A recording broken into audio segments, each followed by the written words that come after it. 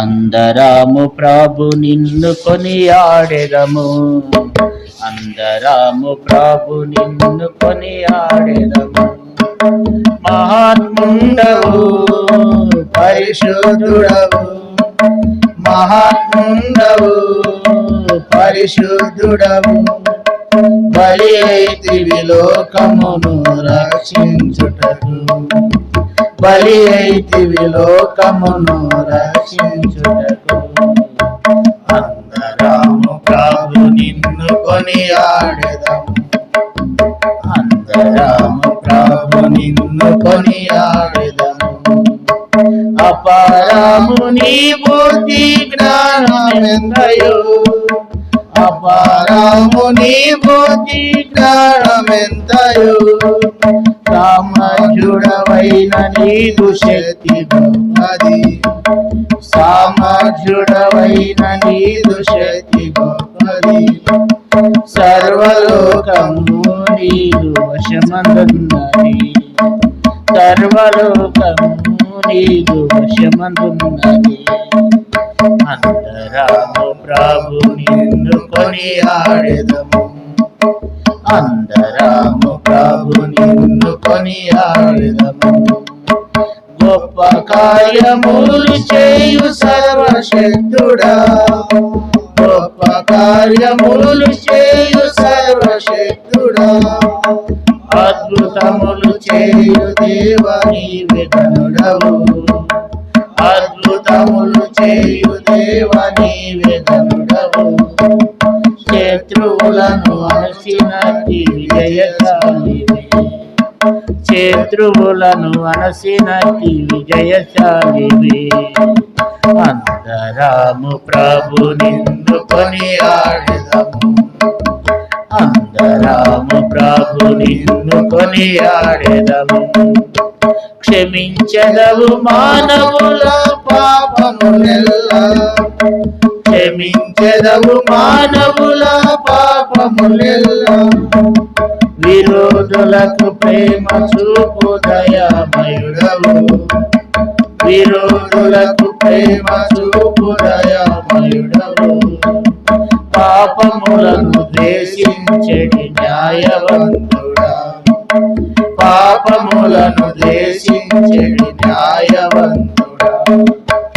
అందరము ప్రభు నిన్ను కొనియాడెదము, అందరము ప్రభు నిన్ను కొనియాడెదము. మహాత్ముండవు పరిశుద్ధుడవు, మహాత్ముండవు పరిశుద్ధుడవు, బలి అయితివి లోకమును రక్షించుటకు, బలి అయితివి లోకమును రక్షించుటకు. అందరము ప్రభు నిన్ను కొనియాడెదము, అందరము ప్రభు నిన్ను కొనియాడెదము.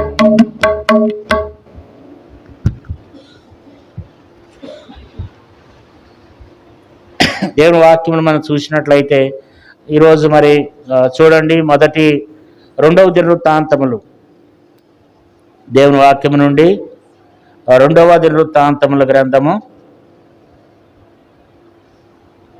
రెండవ దినవృత్తాంతముల గ్రంథము 17వ అధ్యాయము, రెండవ దినవృత్తాంతములు 17వ అధ్యాయము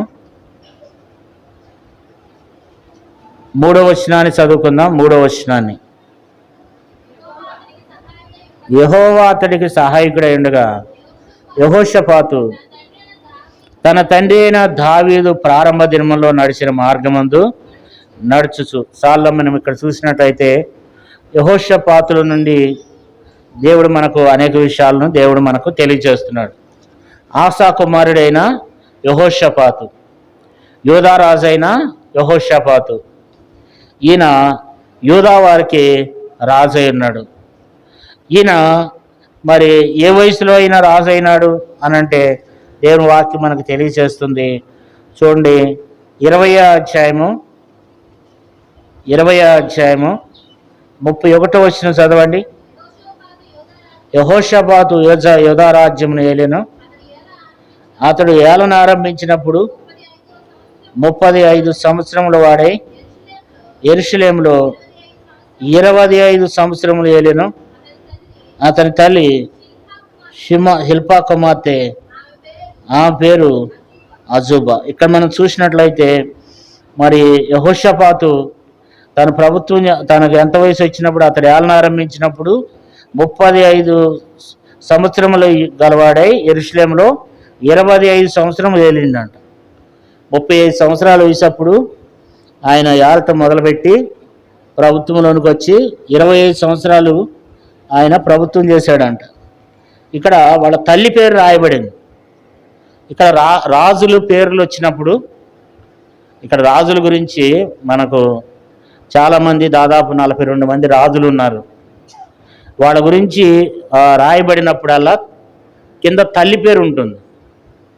తల్లి పేరు ఎందుకు ఉంటుంది కింద చెప్పండి? మీరేమనుకుంటారు? అభిప్రాయం తెలియచేయండి కొంచెం. తల్లి పేరు ఎందుకుంది? ఆసాకి తల్లి పేరు ఉంది, అందరిది. సొలొమోను కాడ నుంచి, సొలొమోను కాడ నుంచి, రెహబాము కాడ నుంచి, అబియా కాడ నుంచి, ఆసా కాడ నుండి, తర్వాత యెహోషాపాతు, ఇట్లా తల్లి పేరు ఉంటుంది. ఎందుకు తల్లి పేరు చెప్పండి కొంచెం. ఏమా ఇంకా అంటే తల్లి పేరు ఎందుకుందంటే ఆ రాజులకు చాలామంది భార్యలు ఉంటారు. తండ్రి ఒక్కడే కానీ భార్యలు ఉంటారన్నమాట. అందుకని భార్యలు ఎక్కువ మంది ఉన్నారు కనుక తల్లి పేరు కంపల్సరీగా రాయబడితే వచ్చిందనమాట.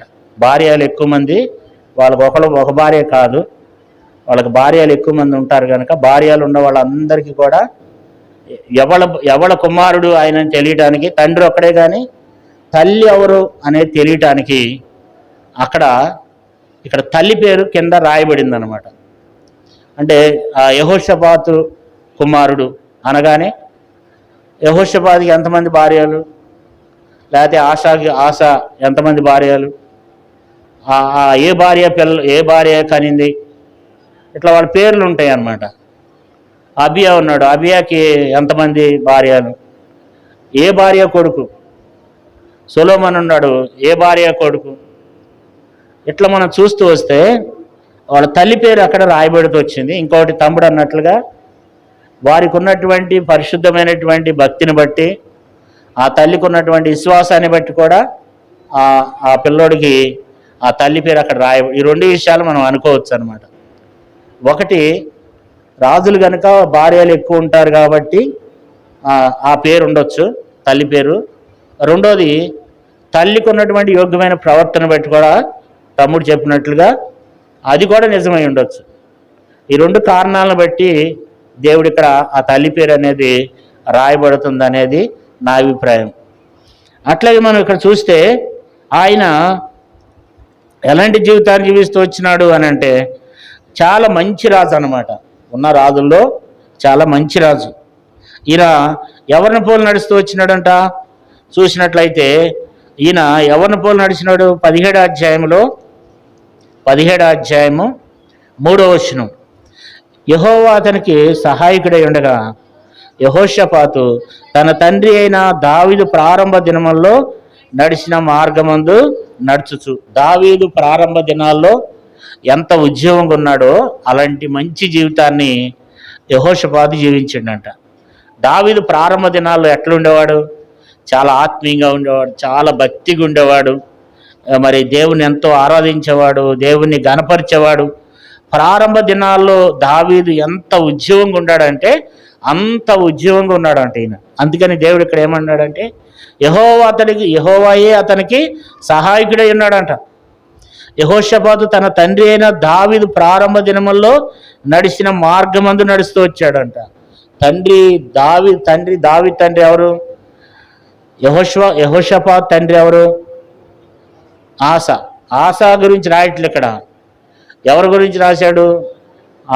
దావీదు గురించి రాశాడు. అంటే దావీదు వాళ్ళ తాత, వాళ్ళ ముత్తాత దావీదుని గురించి రాశాడు. ఆ రోజుల్లో ఎవరైతే భక్తిపరులు ఉన్నారో వాళ్ళ గురించి, పాపం చేసే వాళ్ళ విషయాలకు వస్తే ఇశ్రాయేల్ రాజులకు అందరికీ యెరోబాము అని రాస్తాడనమాట. ఇశ్రాయేల్ రాజులందరి గురించి యెరోబాము గురించి రాశాడు దేవుడు. యెరోబాము వలె ఇతను కూడా పాపం చేసి ఇశ్రాయేల్ దేవునికి కోపాన్ని తీసుకుని వచ్చిన యెరోబాము గురించి రాస్తాడు.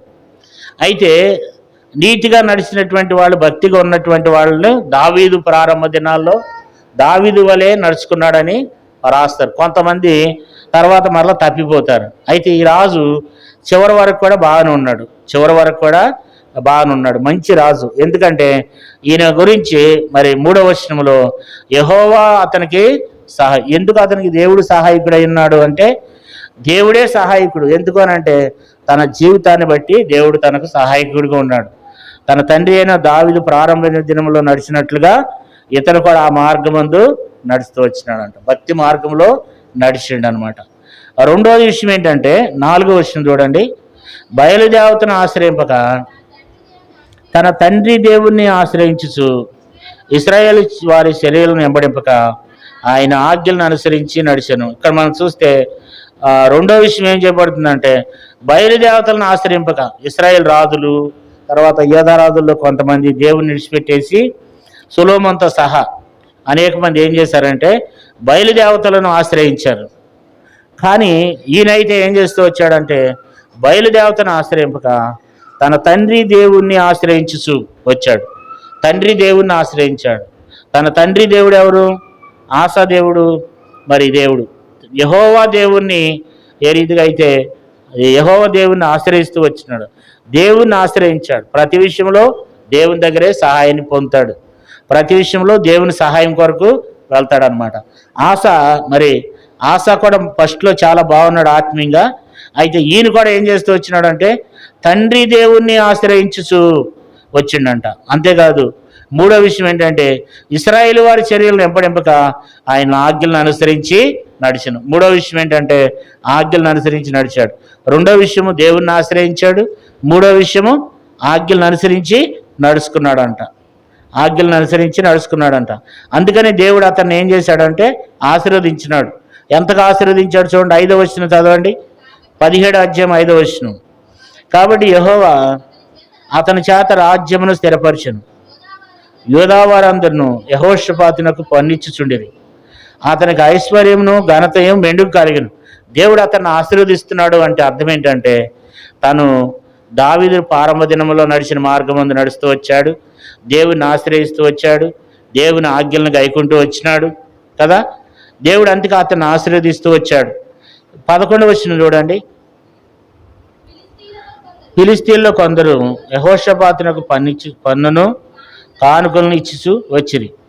అరాబీలను అతనికి 7,700 పొట్టేళ్లను 7,700 మేకపోతులను తెచ్చుతూ వచ్చింది. సంవత్సరం వాళ్ళు ఫిలిష్తీయులు, అరాబీలు వీళ్ళంతా ఆయనకి కానుకలు తెచ్చేవాళ్ళు.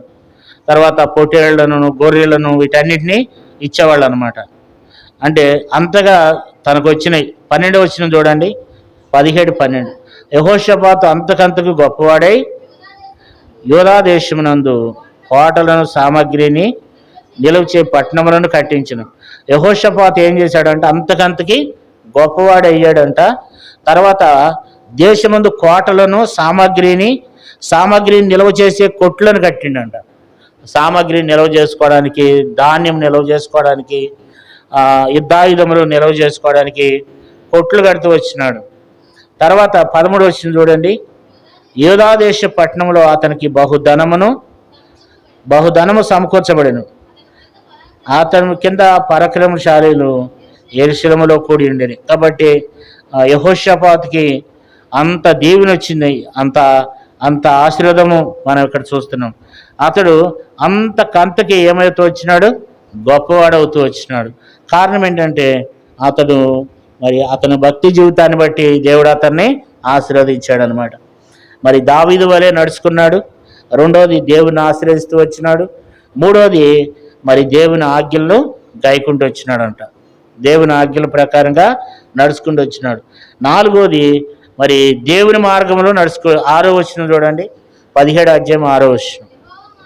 యెహోవా మార్గంలో ఎందుకు నడుచుకున్నటకు అతడు తన మనసును దృఢపరుచుకుని వాడే ఉన్నత స్థలములను దేవతా స్తంభములు యోధా నుండి తీసివేశాను. ఇక్కడ మంచి మాట రాయబడింది, యెహోవా మార్గములందు నడుచుకొనుటకు. యెహోవా మార్గములందు నడుచుకొనటానికి, దేవుని మార్గమందు. ఎట్లా అంటే దేవుని మార్గం అంటే ఈయన గురించి మొదటి రాజుల గ్రంథం 22వ అధ్యాయం చూడండి. మొదటి రాజులు 22వ అధ్యాయము,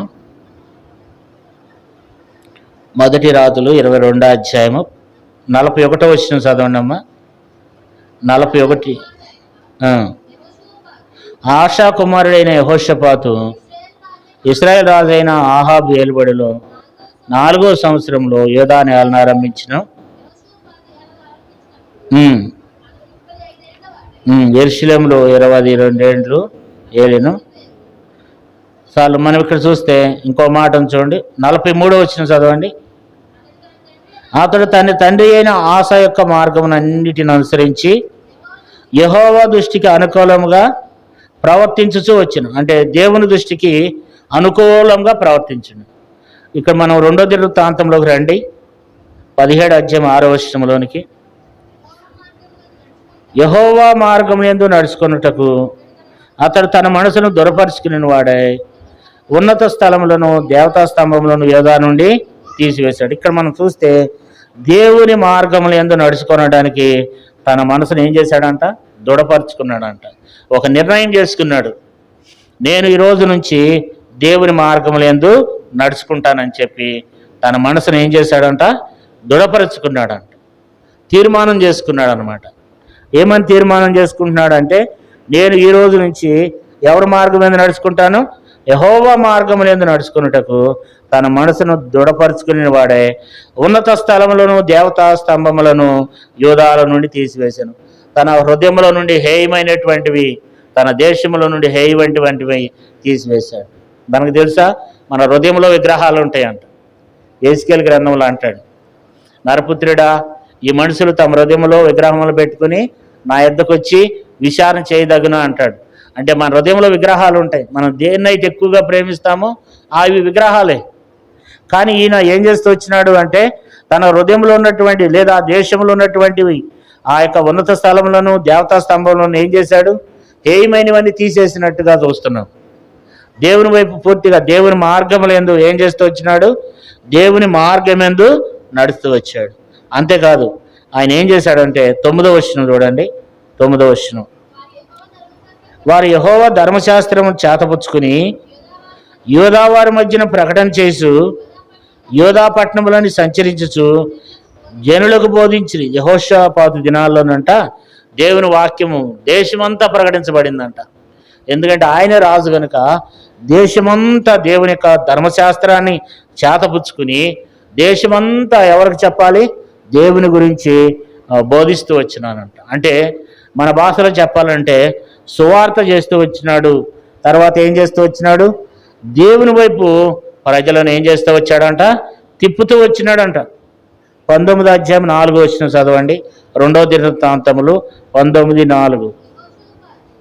యెహోషాపాతు యెరూషలేములో నివాసం చేసు బెర్షెబా నుండి ఎఫ్రాయిం మన్యం వరకు జనుల మధ్యన సంచరించుచు వారి పితరుల దేవుడైన యెహోవా వైపు వారిని మళ్లించెను. దేవుని ప్రజలను దేవుని వైపు తిప్పుతూ వచ్చినాడు. ధర్మశాస్త్రాన్ని బోధిస్తూ వచ్చినారు. దేశమంతా సువార్త ప్రకటించారు. మనం కూడా ఏం చేయాలి? బలలో పాలు పొందుతాం. మనము ఎవరికైనా 4 మాటలు చెప్తున్నామా? ఎవరికైనా 4 మాటలు దేవుని గురించి చెప్తున్నామా? దేవుని గురించి 4 మాటలు మనం బోధిస్తున్నామా? బోధించాలి. దేవుని బిడ్డలారా, ప్రభువు రాకడొచ్చు వరకు కూడా మనం ఆయన వచ్చి పర్యంతం భూమి మీద ఏం చేయాలి? ఆయన రాజ్యాన్ని, ఆయన నామాన్ని మనం ప్రకటించాలి. కాబట్టి దేవుని మాటలను, దేవుని యొక్క కార్యాలను ఇతరులకు మనం పంచుకోవాలి. ఇతరులకు మనం వాటిని తెలియచేయాలి. ఇప్పుడు యెహోషాపాతు ఏం చేశాడంటే దేవుని యొక్క వాక్యాన్ని ఇతరులకు తెలియజేస్తున్నాడు. ధర్మశాస్త్రమును చేతపుచ్చుకుని 9వ వచనములో యెహోవా ధర్మశాస్త్రమును చేతపుచ్చుకుని యోధావారి మధ్యన ప్రకటించుచు యోధా పట్టణములన్నిటిని సంచరించుచు జనులకు బోధించిరి. దేవుని వాక్యాన్ని జనులకు బోధిస్తూ వచ్చినారంట. దేవుని బిడ్డలారా, దేవుని వాక్యాన్ని మనం ఇతరులకు తెలియచేయాలి. దేవుని కార్యాలను ఇతరులకు తెలియచేయాలి.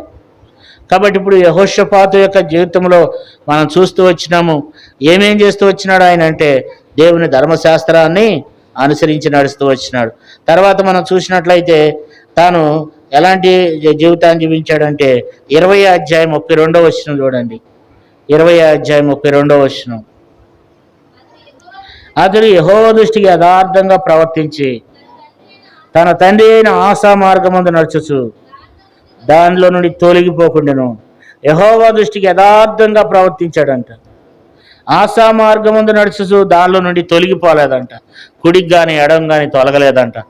జీవిత పర్యాంతము దేవుని దృష్టికి యథార్థంగా ఉన్నాడంట. దేవుని దృష్టికి ఎట్లా జీవించాడు? యథార్థంగా జీవించిండంట. దేవుని దృష్టికి యథార్థంగా జీవిస్తూ వచ్చినాడు కదా. జీవిత పర్యాంతం కుడికి కానీ ఎడం కానీ తొలగలేదంట.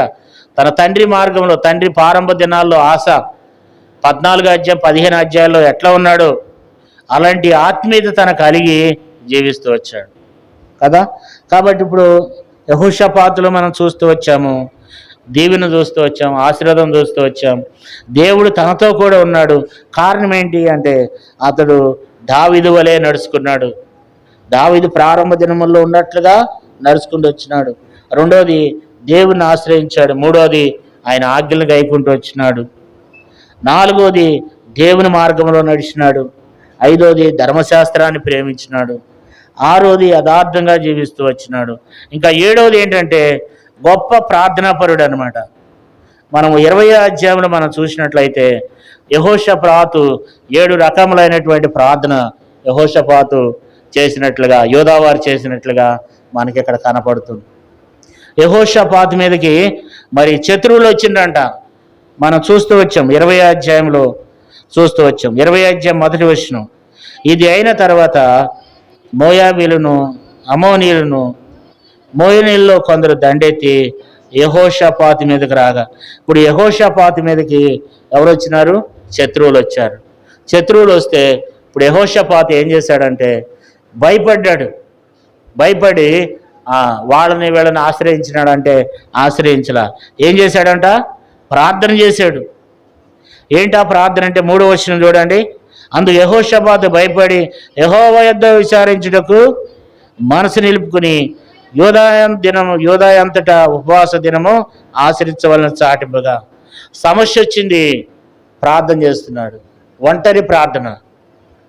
యెహోషాపాతుకు తెలియంగానే యెహోషాపాతు భయపడి ప్రార్థన చేశాడు. యెహోషాపాతు భయపడ్డాడు. దేవుని దగ్గర విచారణ చేయడానికి మనసు నిలుపుకున్నాడు. మనం చేస్తున్నాం ఆ ఒంటరి ప్రార్థన, వ్యక్తిగతంగా చేస్తున్నాం ఆ ప్రార్థన. ప్రార్థన అనేది ఎంత అద్భుతమైనదో మన జీవితాల్లో. ఈ దినాల్లో ప్రార్థన తక్కువైపోయింది. సిటీల్లో చూస్తున్నాం, అన్ని చోట్ల చూస్తున్నాం. పెద్ద పెద్ద బిల్డింగులు అయిపోయినాయి. పూర్వకాలంలో రేకుల చెట్లు ఉన్నప్పుడే చక్కగా ఆరాధించేవాళ్ళు, ప్రార్థనలు చేసేవాళ్ళు. ఇప్పుడు మందిరాలు వచ్చేసినాయి, పెద్ద పెద్ద మందిరాలు ఉన్నాయి, కానీ మందిరాల్లో ఆరాధన లేదు, మందిరాల్లో ప్రార్థన లేదు. విశ్వాసులు ప్రార్థన తక్కువైపోయింది. ఎందుకంటే మనకు అన్ని సమృద్ధి అయిపోయింది. మనకి ఇప్పుడు పూర్వకాలంలో అయితే సరైనటువంటి ఆహారం ఉండేది కాదు, సరైన తిండి ఉండేది కాదు. ఇప్పుడు ఆహార సమృద్ధి ఎక్కువైపోయింది, ధనం ఎక్కువైపోయింది, డబ్బు ఎక్కువైపోయింది, పొలాలని అదని ఇదని పనులు ఎక్కువైపోయినాయి. మనకు ఇప్పుడు ప్రార్థన చేసే సమయం లేదు మనకు. ఎందుకంటే మనం ఉన్న దినాలు ఎలాంటివంటే నోవాహు దినముల్లో జరుగునట్లును జరుగును, మనిషి కుమారుడి దినాల్లో కూడా జరుగుతుందంట. ఇప్పుడు మనం ఎక్కడున్నామంటే నోవాహు దినముల్లో ఉన్నట్లున్నాం. కాబట్టి ఎవరి పని మీద వారు బిజీ అయిపోయాం. ఇప్పుడు మనం ప్రార్థన చేసే సమయం మనకు లేదు. కాబట్టి ఇప్పుడు మనం చూసినట్లయితే యెహోషాపాతు ఏం చేశాడంట? 20 అధ్యాయము 3 అంతటా యెహోషాపాతు భయపడి యెహోవా యొద్ద విచారించుటకు ఏం చేశాడు?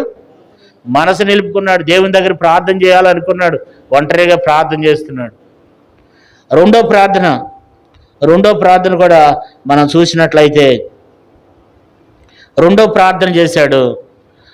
చూడండి 13వ 20 అధ్యాయం 13వ యూదావారందరూ తమ శిశువులతోనూ భార్యలతోనూ పిల్లలతోనూ యెహోవా సన్నిధి నిలబడి. ఇదేం ప్రార్థన? కుటుంబ ప్రార్థన. ఉందా? కొంతమంది కుటుంబ ప్రార్థన ఉందా? కుటుంబంలో ప్రార్థన చేస్తున్నారా? కుటుంబంగా కూర్చుని, భార్యాభర్తలు కూర్చుని, పిల్లలు కూర్చుని ఉపవాస ప్రార్థన ఉందా మీ ఇంట్లో? కుటుంబ ప్రార్థన ఉందా? కుటుంబ ప్రార్థన లేదు. చాలామంది కుటుంబ ప్రార్థన లేదు, ఎక్కడో ఎవరో చేసుకుంటున్నారు అంతే. ఇక్కడ మనం చూసినట్లయితే ఇక్కడ ప్రార్థన చేస్తున్నారు. ఏంటా ప్రార్థన? 13వ వచనంలో యూదా వారందరూ తమ శిశువులతోనూ భార్యలతోనూ పిల్లలతోనూ యెహోవా సన్నిధి నిలబడి కుటుంబంగా, కుటుంబ ప్రార్థన. ఇది కుటుంబ ప్రార్థన చూపిస్తుంది. 3వ ప్రార్థన 20వ అధ్యాయం 5వ వచనం చూడండి. 20వ అధ్యాయం 5వ వచనం. యెహోషాపాతు యెహోవా మందిరములో కొత్త సాల ఎదుట సమాజముగా కూడి యూదా యెరూషలేముల జనుల మధ్య నిలబడి. ఇది సమాజ ప్రార్థన, సంఘ ప్రార్థన. ఉందా సంఘ ప్రార్థన అనుభవం ఉందా ఈ రోజుల్లో? సమాజ ప్రార్థన ఎట్లా పోతే సమస్యలు ఎట్లా పోతాయండి? ఎక్కడ వేసిన గొంగడ అక్కడే ఉంది. కారణం ఏంటంటే సంఘ ప్రార్థన లేదు, సమాజ ప్రార్థన. ఈ ప్రార్థన మనకి ఏం జ్ఞాపకం చేస్తుంది? 5వ వచనంలో యెహోషాపాతు యెహోవా మందిరంలో కొత్త సాల ఎదుట సమాజముగా కూడిన యూదా యెరూషలేము జనుల మధ్య నిలబడి. సమాజ ప్రార్థన, సంఘ ప్రార్థన సూచిస్తుంది ఇక్కడ. కాబట్టి ప్రతి ఒక్కరూ సంఘ ప్రార్థనలో ఉండాలి. సంఘ ప్రార్థన లేకపోతే కుటుంబాలు చిన్నభిన్నం అయిపోతాయి, కుటుంబాలు అభివృద్ధి చెందవు, సంఘాలు నిలవు. అమెరికాలోనంట మరి సంవత్సరానికి ఒక చర్చి తీసేస్తున్నారంట. అమెరికాలోనంట సంవత్సరానికి ఒక చర్చి కాడికి మూతపడుతుందంట. కారణం ఏంటంటే సంఘ ప్రార్థనలు లేదు, దేవుని కార్యములు లేవు. మనకు కూడా త్వరలో రాబోతుంది పరిస్థితి, అర్థమైపోతుంది మనకు. ఆదివారం తాళం వేసామంటే మళ్ళీ ఆదివారం తీసే పరిస్థితి వస్తుంది. అట్లా అయిపోయింది. కారణం ఏంటంటే కుటుంబాల్లోనికి జయించలేము. శత్రువు కార్యములు ఈ సమయంలో బలంగా చేసుకుని వెళ్ళటానికి మనం వాడికి అవకాశం ఇస్తున్నాం. సంఘ ప్రార్థన లేదు, సమాజ ప్రార్థన లేదు. సమాజముగా ఇక్కడ 5వ వచనంలో సమాజముగా కూడి వారు ఏం చేస్తూ వచ్చినారు? ప్రార్థన చేస్తూ వచ్చారు. ఇప్పుడు ఎన్ని ప్రార్థనలు చూసాం? 3వ వచనంలో ఒంటరి ప్రార్థన, 13వ వచనంలో కుటుంబ ప్రార్థన, 5వ వచనంలో సమాజ ప్రార్థన, సంఘ ప్రార్థన మనకు సూచిస్తుంది. మరి తర్వాత 3వ వచనంలో చూడండి. 3వ వచనం. అందుకు యెహోషాపాతు భయపడి యెహోవా యొద్ద విచారించుటకు మనసు నిలుపుకుని యూదా అంతటా ఉపవాస దినము ఆచరించవలనని సాటింపగా. ఉపవాస ప్రార్థన ఎంతమందిలో ఉంది? ఉపవాస ప్రార్థన ఎంతమంది చేస్తున్నారు? ఉపవాస ప్రార్థన. ఉపవాస ప్రార్థన ఉందా మీ జీవితంలో? ఉపవాస ప్రార్థన అనుభవం ఉందా మనకు? ఉపవాస ప్రార్థన చేస్తున్నామా? కనీసం నెలకొక్కసారి అయినా అన్నం తింటాం ఆపుతున్నామా? నెలకొక్క రోజు ఉపవాస ప్రార్థన చేయడానికి సమయం ఇస్తున్నామా? లేదు, ఉపవాస ప్రార్థన లేదు. యేసుప్రభువు దగ్గరికి ఒక అపిత్రాత్మను పట్టిన వ్యక్తిని, మూగదయం పట్టిన వ్యక్తిని తీసుకుని వచ్చినప్పుడు యేసుప్రభువు అన్నాడు, ఇలాంటి వదిలిపోవటము ఉపవాస ప్రార్థన ద్వారా, తర్వాత ఉపవాసం ద్వారా, ప్రార్థన ద్వారానే ఇలాంటి వదిలిపోవటం సాధ్యం అన్నాడు. కాబట్టి కొన్ని అపవిత్రాత్మలు పోవాలంటే, సాతాను కార్యములు నశింప చేయాలంటే ఉపవాస ప్రార్థన కావాలి. ఉపవాసం ఉండి ప్రార్థించాలి. 4వదిగా ఉపవాసం ఉండి ప్రార్థన చేస్తూ వచ్చినాడు. 5వ ప్రార్థన ఏంటంటే మనం చూస్తే 3వ వచనంలోనే మనకు జ్ఞాపకం చేయబడేది. 3వ వచనం చూడండి. అందుకు యెహోషాపాతు భయపడి యెహోవా యొద్ద విచారించుటకు మనసు నిలుపుకొని యూదా అంతటా ఉపవాస దినము సాటింపవలన ఆచరించగా. సడన్గా ఉపవాస దినం స్టార్ట్ చేశాడు. అంటే అత్యవసర ప్రార్థన, అవసరాన్ని బట్టి సడన్గా ఏ సమయంలో ఏ సమస్య వచ్చినా వెంటనే ఉపవాసం ఉండి అత్యవసరంగా ముందు ప్రార్థన చేయాలి. ఏ సమస్య వచ్చినా, ఏ కష్టం వచ్చినా, ఏ బాధ వచ్చినా, మనుషులు ఎవరు తీర్చలేరు కొన్ని సమస్యలు. మరి అత్యవసరం ప్రార్థన. వెంటనే ఏం చేశాడు చెప్పండి? వెంటనే ప్రార్థన చేశాడు, స్థిరపరుచుకున్నాడు, వెంటనే ప్రార్థన చేశాడు, దైవ సన్నిధిలో నిలబడి దేవునికి మొరపెట్టాడు. దీన్ని అత్యవసర ప్రార్థనకు మనకు జ్ఞాపకం చేయబడుతుంది. తర్వాత మనం చూసినట్లయితే 6వ ప్రార్థన ఏంటంటే 20వ అధ్యాయము 6వ వచనం నుండి 11వ వచనం వరకు ఇక్కడ ఒక ప్రార్థన కనపడుతుంది. ఏంటి ప్రార్థన అంటే వాగ్దానములతో కూడినటువంటి ప్రార్థన. ప్రార్థన చేసేటప్పుడు వాగ్దానాలు ఎత్తిపట్టాలి. మీకు తెలుసా సంగతి?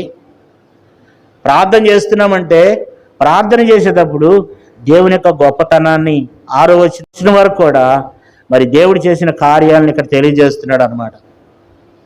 వాగ్దానాలు ఎత్తిపట్టాలి. దేవా నువ్వు ఇట్లా అన్నావు కదా. ఉదాహరణకి మత్తయి సువార్త 7వ అధ్యాయం 7వ వచనంలో ఏమన్నావు? అడుగుడి మీకు వీబడిని అన్నావు కదా. ఇదిగో నేను అడుగుతున్నా, ఇదిగో నేను తడుతున్నా, ఇదిగో నేను తీస్తున్నా. కాబట్టి యోహాను సువార్త 14:14 ఏమన్నావు? ప్రభా నా నామం పేరట మీరు నన్ను ఏమడిగినా చేస్తానన్నావు కదా, నేను అడుగుతున్నాను.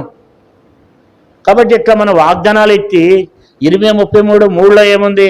నాకు మొరపెట్టుము నేను నీకు ఉత్తరం ఇచ్చేదని అన్నావు కదా, నేను మొరపెడుతున్నాను, నాకు ఉత్తరం ఇవ్వండి. దేవుని వాగ్దానాలు, దేవుని చేసిన కార్యాలను ఏం చేయాలి? వాగ్దానాలు ఎత్తిపట్టి ఆరాధించాలి. చెప్పబడిన వాక్యాన్ని ఎత్తి ఆరాధించాలి. చెప్పబడిన మాటలను, దేవుని వాక్యంలో ఉన్నటువంటి మాటలను ఎత్తి, వాగ్దానములు ఎత్తి మనము దేవునికి ప్రార్థన చేయాలన్నమాట. ఇది వాగ్దానాలు ఎత్తి చేస్తున్నటువంటి ప్రార్థన.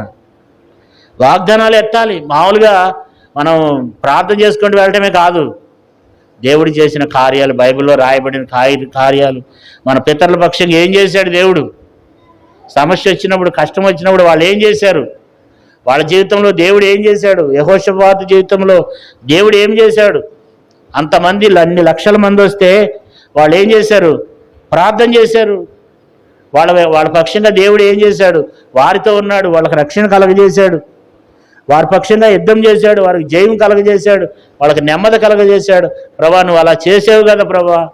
ఎందుకంటే మనం 6వ వచనం నుండి 11వ వచనం వరకు మీరు చదువుకోనండి. ఇక్కడ మన పితరులతో చేసిన కార్యాలు కనపడతాయి. మన పితరులలో దేవుడు ఏం చేశాడు, ఏం చెప్పాడు, ఇవన్నీ కనపడుతున్నాయి. ఇవి చదవటానికి మనకు సమయం లేదు. 7వ ప్రార్థన చూడండి, 12వ వచనంలో, 20వ అధ్యాయం 12వ వచనం. మా దేవ నీ వారికి తీర్పు తీర్చవా, మా మీదకి వచ్చి గొప్ప సైన్యంతో యుద్ధం చేయటకు మాకు శక్తి చాలదు, ఏమి చేయటకును మాకు తోసదు, నీవే మాకు దిక్కని ప్రార్థన చేశాను. కాబట్టి ఇది వేదనతో కూడిన ప్రార్థన, భారంతో కూడిన ప్రార్థన, శ్రమతో కూడిన ప్రార్థన. వాళ్ళు ప్రార్థన చేస్తూ వచ్చారు, మా దేవా నీ వారికి తీర్పు తీర్చవా, మా మీదకి వచ్చి గొప్ప సైన్యంతో యుద్ధం చేయడానికి మాకు తోసదు, ఏం చేయడానికి మాకు తోసదయ్యా, మాకు శక్తి చాలదు, ఏం చేయాలో అర్థం కావట్లే, మేము తక్కువ మంది ఉన్నాం అయ్యా, వారికి తీర్పు తీర్చయ్యా, అయ్యా మా మీదకి వచ్చి గొప్ప సైన్యంతో యుద్ధం చేయడానికి మాకు శక్తి చాలటం లేదు, మాకు శక్తి చాలదు, మాకు బలం లేదు, ఏమి చేయడానికి మాకు తోచటం లేదు, నీవే మాకు దిక్కని ఏం చేశారు చెప్పండి? ప్రార్థన చేశారు. కాబట్టి మనం కూడా వేదనతో ప్రార్థన చేయాలి. ప్రభా ఏం చేయడానికి నాకు ఎవరు లేరు, నువ్వే నాకు దిక్కు.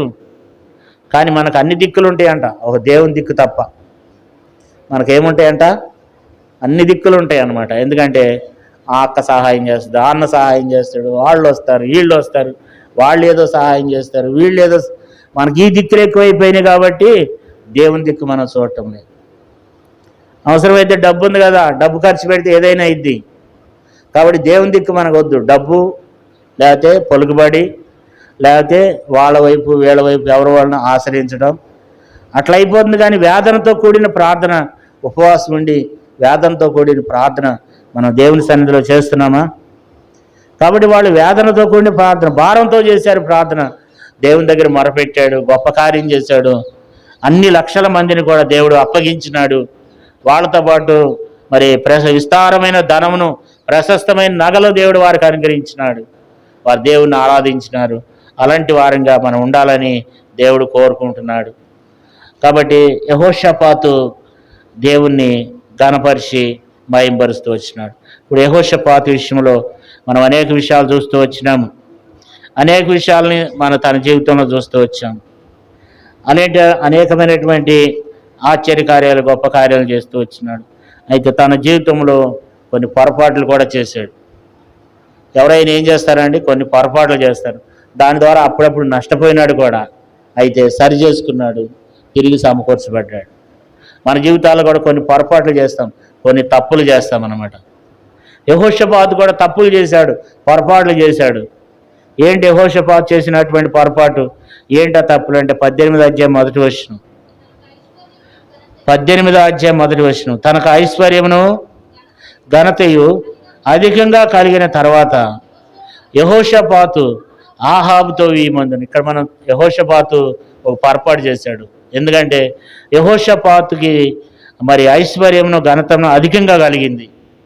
ఇప్పుడు కుమారుడికి పెళ్లి చేయాలి.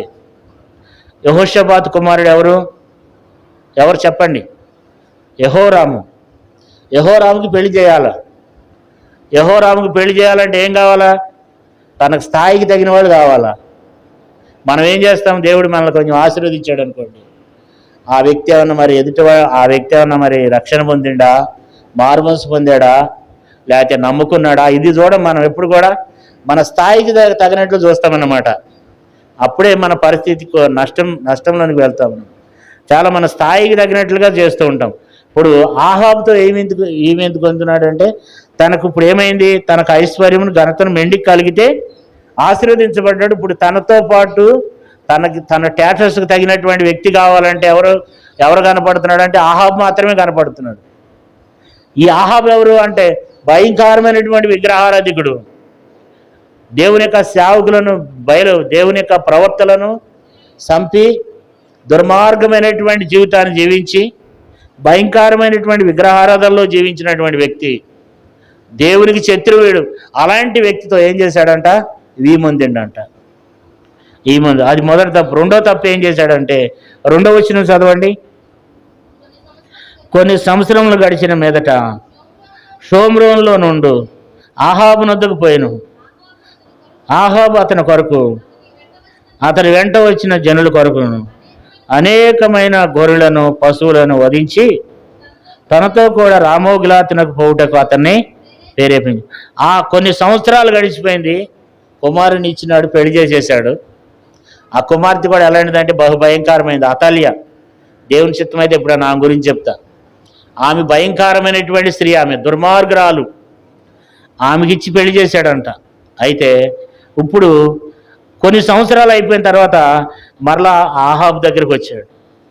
ఆహాబు ఏం చేశాడంటే దిట్టంగా పశువులను కోసి, కోళ్ళను కోసి, అవి కోసి, ఈ కోసి, మేకలను కోసి దిట్టంగా భోజనం పెట్టాడు. బాగా తిన్న తర్వాత మరి యెహోషాపాతుని అడిగాడు, మనం రామోగిలాత్ మీదకి మనం యుద్ధానికి వెళ్దామా అని చెప్పి అడిగినప్పుడు, అతను ప్రేరేపించినప్పుడు దానికి ఒప్పుకున్నాడు. అక్కడికి పోకూడదు, కానీ అక్కడికి పోయినాడు. వాళ్ళు పెట్టింది పీకల దాకా తిన్నాక ఏం చేయాలి చెప్పండి? పీకల దాకా తిన్నాక మనం యుద్ధానికి పోదామంటే పోదామని చెప్తున్నాడు. పోదామంటమే కాదు, నావారు నీవారే, నీవారే నావారు, నా ప్రజలంతా నీవారే, నేను నీవాడను అంటున్నాడు. ఎలాంటి స్థితిలోనికి వెళ్ళిపోయినాడంటే తను అక్కడ 2 తప్పులు చేసినాడు దేవునికి విరోధంగా. అంతేకాదు ఇప్పుడు ఏమన్నాడంటే వెళ్ళిపోయిన తర్వాత యుద్ధానికి వెళ్ళటానికి సిద్ధపడ్డాడు. అది దేవుని చిత్తమా కాదా అనేది విచారించడంలా.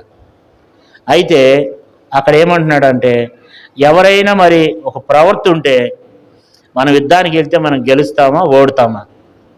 ఎవరైనా ఒక ప్రవర్తన పిలిపించండి, ఆ ప్రవర్తి వచ్చి చెప్తాడు మనం యుద్ధానికి వెళ్తే మనం ఓడిపోతామా గెలుస్తామా కనుక్కోవడానికి, విచారించడానికి ప్రవర్తనలు పిలవమన్నప్పుడు ఇతడు ఏం చేశాడంటే ఆహాబు ఏం చేశాడంటే ఆహాబు 400 మంది బయలు ప్రవర్తనలు పిలిచాడు. వాళ్ళు దేవుని ప్రవర్తనలు కాదు, బయలు ప్రవర్తనలు పిలిచాడు. ఈ 400 మంది ఏం చెప్తున్నారంటే 3వ వచనం నుండి మనం చదవటానికి సమయం లేదు కాబట్టి ఈ 400 మంది చెప్తున్నారు, ఆహాబు నువ్వు వెళ్తే నీకు గొప్ప విజయం కలుగుతుంది రాజా, నువ్వేం భయపడొద్దు, దేవుడు ఆ పట్టణాన్ని నీకు అప్పగిస్తాడని చెప్తున్నారు. అందరూ ఒకే మాట చెప్తున్నారు. అయితే యెహోషాపాతు ఏమన్నాడంటే ఇలా కాదండి, యెహోవా ప్రవర్త ఎవరైనా ఉన్నారా? దేవుని దగ్గర విచారణ చేయడానికి యెహోవా ప్రవర్త ఎవరైనా ఉన్నారా అని చెప్పి అడిగినప్పుడు ఏం చెప్పాడు చూడండి. 6వ వచనం చదవండి, 18:6 చదవండి. అయితే యెహోషాపాతు మనం అడిగి విచారించుటకై వీరు తప్ప యెహోవా ప్రవర్తనలో ఒక్కడైనా ఇచ్చట్లేడా అని అడగ్గా ఇశ్రాయేలు రాజు యెహోవా యొద్ద విచారణ చేయుటకు ఇమ్మనా కుమారుడైన మీకాయను ఒకడు ఇచ్చటున్నాడు, అతడు నన్ను గూర్చి మేలు ప్రవశింపక నిత్యము కీడినే ప్రవశిస్తున్నాడు గనుక నేను వాని యందు పగ కలిగి ఉన్నాను అనక యెహోషాపాతు అలాగనవద్దను. యెహోషాపాతు రాజు అలాగూ అనవద్దని. ఇక్కడ మనం చూస్తే అయ్యా ఒకడున్నాడు, అతను ఉన్నాడు అయ్యా, అతను మంచోడు కాదు, అతను ఎప్పుడు కూడా నా గురించి ఏం చెప్తాడు? మేలు ప్రవశించడు. వాడు ఎప్పుడు కూడా నా గురించి కీడే ప్రకటిస్తాడు. వాడొద్దు. వాడి యందు నేనేం కలిగి ఉన్నాను? అతని యందు నేను ప్రగ కలిగి ఉన్నాను. ఎందుకంటే అతడు ఎప్పుడు కూడా నా గురించి మేలు పలకడు. ఏం పలుకుతాడంట?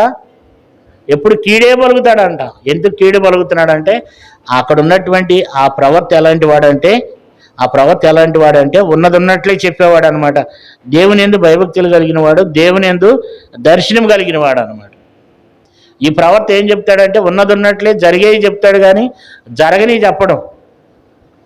కాబట్టి అతని జీవితాన్ని బట్టి, అతను జీవించే జీవితాన్ని బట్టి ఆ ప్రవర్త చెప్తుంటే అతని మీద ఇతను పగ కలిగి ఉన్నాడంట. అతని మీద నేను పగ కలిగి ఉన్నాను కాబట్టి అతను వద్దంటే కాదు, అట్లా అనొద్దు. దేవుని ప్రవర్తన అట్లా అనొద్దు. పిలిపించండి ఆయన్ని అంటే పిలిపిస్తే మేము యుద్ధానికి పోతున్నాం, మరి ఏంటి పరిస్థితి అని అంటే యుద్ధానికి పోతున్నామంటే ఆయన అన్నాడు మీరు వెళ్ళొద్దు, వెళితే మాత్రము మీరంతా నశించిపోతారు. ఇశ్రాయేల్ ప్రజలందరూ ఎలాగ ఉన్నారంటే ఈ ఇశ్రాయేల్ ప్రజలందరూ ఏమవుతారంట? కాపరులు 16వ వచనంలో 18వ అధ్యాయం 16వ వచనం, కాపరు లేని గొర్రెల వలె ఇశ్రాయేల్ వారు అందరూ ఏమవుతారంట? పర్వతాల మీదను చెదిరిపోవడం సూచితిని. కాబట్టి అన్నాడు మీరు వెళ్ళొద్దు, ఇశ్రాయేల్ ప్రజలందరూ కాపరు లేని గొర్రెల వలె చెదిరిపోతారు. నేను చూశాను, దేవుడు నాకు చూపించాడు, మీరు వెళ్తే మీకు అపజయం కలుగుద్ది, వెళ్ళొద్దు అన్నాడు. అప్పుడు అంటున్నాడు ఇశ్రాయేల్ రాజు అంటున్నాడు ఆహాబు, నేను ముందే చెప్పాను కదా. 17వ వచనం చదవండి ఏమంటాడు? ఇశ్రాయేల్ రాజు ఇది విని యెహోషాపాతు ఇట్లనెను, ఇతడి కీడినే గాని నా విషయమై మేలు ప్రవశింపడని నేను నీతో చెప్పలేదా నేను అనగా మీకాయ యెహోవా మాట వినుడి. యెహోవా తన సింహాసనం మీద ఆసీనుడై ఉండుటయు పరమండల సైన్యమంతయు ఆయన కుడిపార్శ్వన ఎడం పక్కన నిలిచినటయు సూచితని. కాబట్టి ఇక్కడ ఏం చెప్తున్నాడు అంటే నేను చూశాను, దర్శనం చూశాను, దేవుడు మాట్లాడుతూ వచ్చినాడు, మీరు వెళ్తే మాత్రం మీరు నశించిపోతారని చెప్పాడు. కానీ ఈయన అంటాడు నేను ముందే చెప్పాను కదా, వాడిని చెప్పాను కదా. రాగానే అన్నాడు బేకాయిత అంటున్నాడు అయ్యా 400 మంది ప్రవర్తలు ఏం చెప్పారు? నువ్వు జయం పొందుతారని చెప్పాడు. కాబట్టి నువ్వేం చేస్తావంటే నువ్వు కూడా ఏం చెప్పాలి? నువ్వు జయం పొందుతావని చెప్పు అంతే. అయితే ఆయన ఏం చెప్పాడంటే అట్లా చెప్పలేదు, కానీ మీరు వెళ్తే మాత్రం ఏం చేస్తారు? నశించిపోతారు, మీరు గెలవలేరు, మీరు ఓడిపోతారు, మీరు చనిపోతారని చెప్పినాడు. అయితే చెప్పినప్పుడు కూడా అక్కడ మూడో తప్పు, యెహోషాపాతు మూడో తప్పు చేశాడు. 16వ వచనం చూడండి, 16వ వచనం చదవండి. అతడు కాపరు లేని గొర్రెల వలె ఇశ్రాయేలు వారు అందరూ పర్వతాల మీద చెదిరిపోవడం చూచితిని, వీరికి యజమానులు లేడని మీలో ప్రతివాడును తన ఇంటికి సమాధానంగా పోవాలనని యెహోవా సెలవిస్తున్నాడని ఈ మాట అన్నాడు. మీరు మీరు మీరు మీ ఎవరిళ్ళకి వాళ్ళు వెళ్ళిపోండి మీరు అని చెప్పాడు. ఆ ప్రవర్త మేకాయ ప్రవర్త వచ్చి చెప్పాడు మీరు ఎవరిళ్ళకి వాళ్ళు వెళ్ళిపోండి అంటే యెహోషాపాతు తినలే, వినకుండా వాడమ్మటేనే వెళ్ళాడు. వాడమ్మటి వెళ్ళిన తర్వాత అబద్ధ ప్రవర్తలు వచ్చారు, బయలు ప్రవర్తలు వాళ్ళంతా నువ్వు వెళ్తే జయం పొందుతారని చెప్తున్నారు. కానీ ఈయన అన్నాడు మీరు వెళ్తే మాత్రం జయం పొందరంటే అక్కడ ఆహాబ్ అంటాడు వీడు అన్ని మన గురించి అన్ని కీడే పలుకుతాడు, ఈయన ఏం చేస్తామంటే మేము తిరిగి వచ్చే వరకు కూడా ఈయన సరసాల్లో వేసి ఇష్టం లేని ఆహారం పెట్టండి ఆయనకి అని చెప్పి దాంట్లో వేస్తే అప్పుడు మేకాయ అంటాడు నువ్వు మరలా తిరిగి రావు అంటాడు. అట్లా చెప్పినట్లుగానే వెళ్తారు, యుద్ధం చేస్తారు. అయితే ఆహాబ్ అన్నాడు నేను మారు వేషాలు వేసుకుంటా, నువ్వు మాత్రం రాజవస్త్రాలు వేసుకో, నేను మారు వేసుకుంటానని యుద్ధంలోనికి వెళ్ళినప్పుడు ఆ యుద్ధం జరుగుతుండగా ఆ దేశపు రాజు, సిరియా దేశపు రాజు అన్నాడు ఏమన్నాడంటే 31వ వచనంలో అన్నాడు, లేదా 30వ వచనం సిరియా రాజు మీరు ఇశ్రాయేలుతో యుద్ధం చేయకుడి, ఆయుధములతో అధికులతోనైనను చేయవద్దని అతనితో కూడా తన రథాధిపతులకు ఆజ్ఞయించింది. అంటే ఆ యొక్క రాజు ఏమన్నాడంటే మీరు ఎవరితో యుద్ధం చేయొద్దు, మీరు ఇశ్రాయేల్ రాజు ఎక్కడున్నాడు చూడండి, వాడితోనే యుద్ధం చేయండి అన్నాడు. అయితే ఇశ్రాయేల్ రాజు ఎవరో తెలియట్లే, మారువేషంలో ఉన్నాడు. అయితే యెహోషాపాతు రాజవస్త్రాలు ధరించుకున్నాడు కనుక సడన్గా ఏం చేశాడంటే యెహోషాపాతు వెళ్ళంగానే శత్రువులు యెహోషాపాతు చుట్టూ చుట్టుకున్నారంట. వెంటనే 31వ వచనంలో యెహోషాపాతు కేకలు వేసి దేవునికి మొరపెట్టినప్పుడంట దేవుడు వాళ్ళు అతని మీదకి రాకుండా చేస్తే అప్పుడు బతికి బాగుపడ్డాడు అనమాట. అప్పుడు వాళ్ళు ఈయన ఇశ్రాయేల్ రాజు కాదని తెలుసుకుని యెహోషాపాతుని విడిచిపెట్టేస్తారు. అయితే ఒకడంట గురి చూడకుండా ఏం చేశాడంట, 33వ వచనంలో ఒకడు యుద్ధం జరుగుతుంది, ఒకడు గురి చూడకుండా ఏం చేశాడు, ఏదో నార్మల్గా వేసాడు ఒక బాణం. వేస్తే ఆ బాణం పోయి ఎక్కడ తగిలింది, ఆహాబు కవశంలో నుండి ఎక్కడో చిన్న సందు ఉంటే ఆ సందులో నుండి ఆహాబుకి తగిలింది.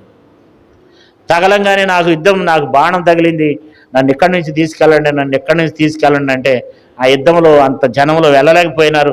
సాయంత్రం దాగబట్టింది, వాడి రక్తం అంతా మడుగు కట్టి ఆహాబు సాయంకాలం వేళ చనిపోయినాడు. కారణం ఏంటంటే ఈయన మరి దేవునికి విరోధంగా కొన్ని తప్పులు చేశాడు, చచ్చిపోవాలి ఈయన కూడా, కానీ దేవుడు అతను బ్రతికించాడు. అతనిలో కొన్ని మంచి లక్షణాలు ఉన్నాయి, అందుకే దేవుడు అతను బతికించినాడు. కాబట్టి ఈయన 3 తప్పులు చేస్తూ వచ్చినాడు. 4వ తప్పు ఏంటంటే ఎవరికి సహవాసం చేశాడు ఈయన, 19వ అధ్యాయం 1వ వచనం చూడండి. యూదారాజైన యెహోషాపాతు ఏ అపాయమును చెందకుండా యెరూషలేమునందుండు తన నగరునకు తిరిగి రాగా దీర్ఘదర్శి అననీయ అతని కుమారుడగు యెహోవా అతను ఎదుర్కొనబోయి రాజైన యెహోషాపాతునకు ఎలా ప్రకటించను, నీవు భక్తిహీనులకు సహాయం చేసి యెహోవా శత్రువులకు స్నేహితుడు అయితివి కదా, అందువలన యెహోవా సన్నిధి నుండి కోపం నీ మీదకి వచ్చాను. అంటే ఒక ప్రవక్త వచ్చి, యెహోవా అనే ప్రవక్త వచ్చి అంటున్నాడు, నువ్వు ఏం చేసావు, భక్తిహీనులతో సహవాసం చేసావు, యెహోవా శత్రువులకి నువ్వు స్నేహితుడు అయ్యావు, దేవుని కోపం నీ మీదకి వచ్చింది. 4వ పొరపాటు ఏంటంటే ఆహాబుతో స్నేహం చేయటం, అతనికి సహాయం చేయటం. కాబట్టి మనం స్నేహాలు మన ఆత్మీయ జీవితాన్ని పాడు చేస్తాయి, మన జీవితాన్ని పాడు చేస్తాయి.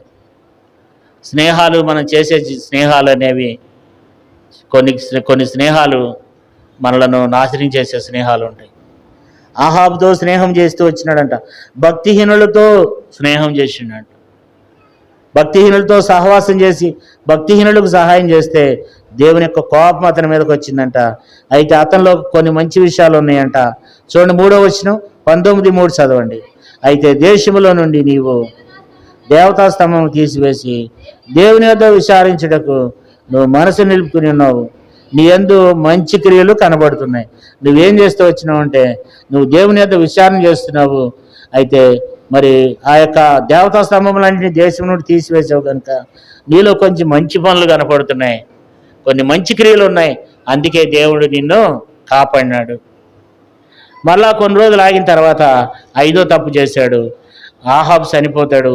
తర్వాత తన కుమారుడితో కూడా స్నేహం చేశాడు. చూడండి 20వ అధ్యాయము 35వ వచనం. 20వ అధ్యాయం 35వ వచనం.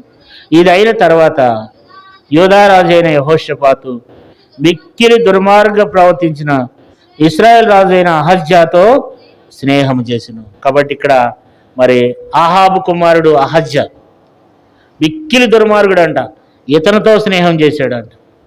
ఇతనితో స్నేహం చేసి ఇతనితో మరి బిజినెస్ చేశాడు.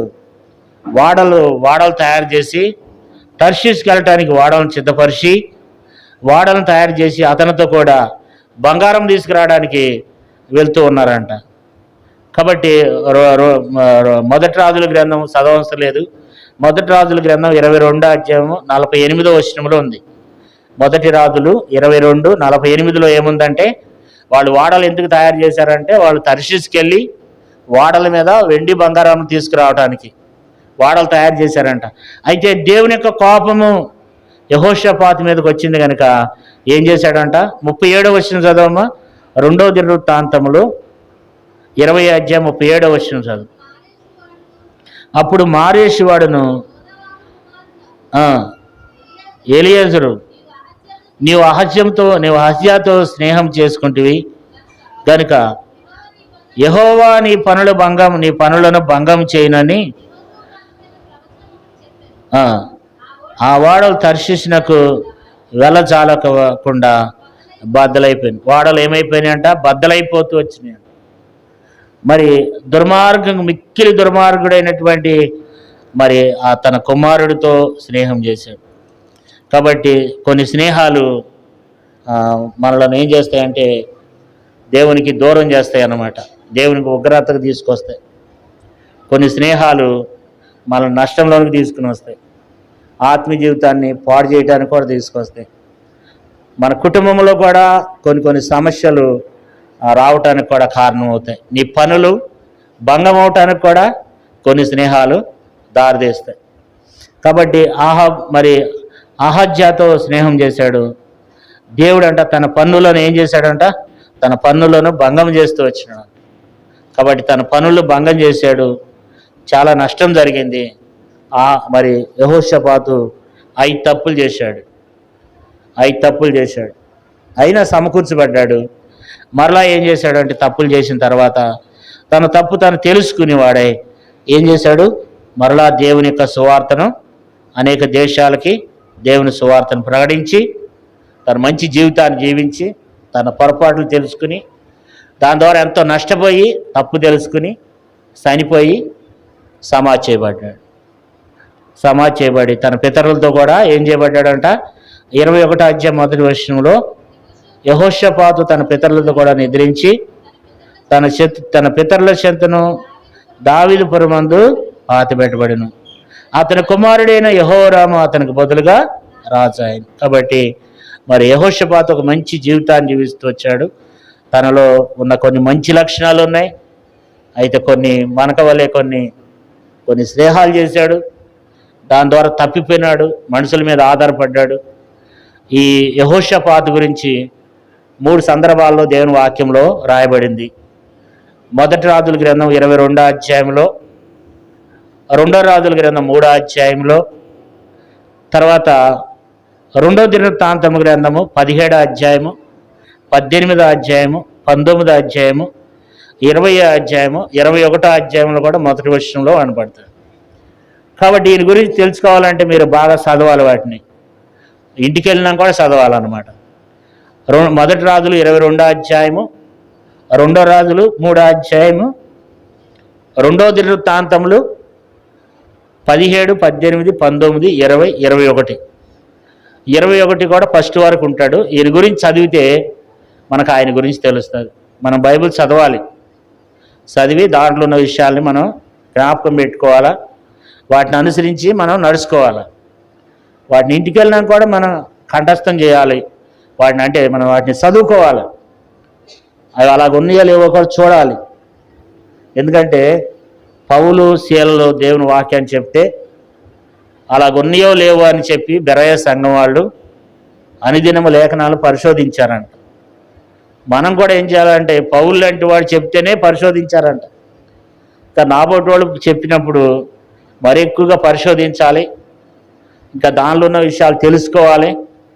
ఆత్మీయంగా బలపరచబడాలి. దేవుడిచ్చిన ఈ గ్రంథము, ఈ వాక్యం మన ఎదురు ఉంది. దాంట్లో ఉన్న మాటలు మనం విని వాటి ప్రకారం మనం నడుచుకున్నప్పుడు దేవుడు మనల్ని ఆశీర్వదిస్తాడు. దేవుడు మనతో ఉంటాడు. దేవుడు మనల్ని దీవిస్తాడు. దేవుడు మనల్ని కాపాడుతాడు. కొన్ని దేవుడు వాళ్ళు తప్పులు చేసినారు. యెహోషాపాతు కూడా తప్పులు చేసినాడు. ఆ తప్పులు మనం చేయకుండా కొన్ని సమస్యలు మనకు కూడా అలాంటి సమస్యలు ఉంటాయి. అలాంటి స్నేహాలు ఉండొచ్చు. కొన్ని చేయకూడని ఉంటాయి. వాటిని మనం మానుకోవాలి. మానుకొనకపోతే దాని ద్వారా కూడా కొన్ని రోజులకి మనం కూడా మన పనులు భంగమయ్యే అవకాశం వస్తుంది. దాని ద్వారా నష్టం కూడా ఏర్పడుతుంది. ఆత్మీయంగా కూడా పతనమయ్యే స్థితిలోనికి మనం వెళ్తాం.